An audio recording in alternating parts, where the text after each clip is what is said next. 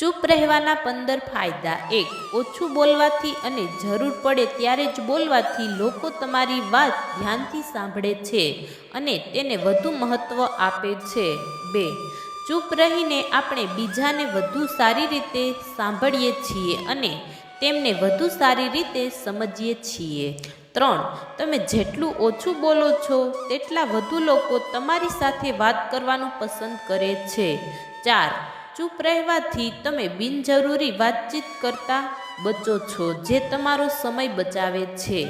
5. ચૂપ રહેવાથી મન શાંત રહે છે અને ગુસ્સો પણ નિયંત્રણમાં રહે છે.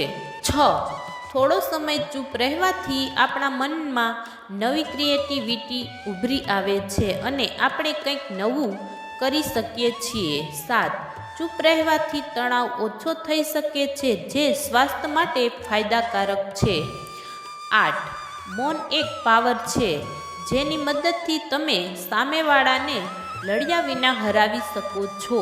9.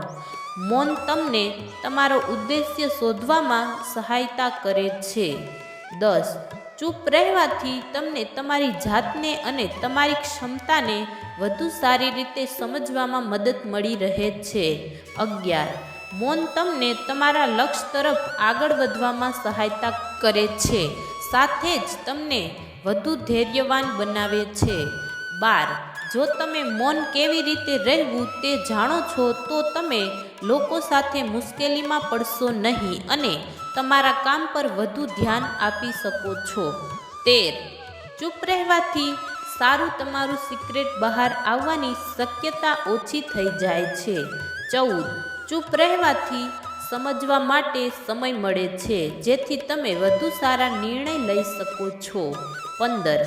એક રિસર્ચ અનુસાર જો આપણે આખા દિવસમાં થોડી મિનિટો માટે શાંત રહીએ તો આપણું મગજ રિચાર્જ થાય છે અને વધુ સારી રીતે કામ કરે છે.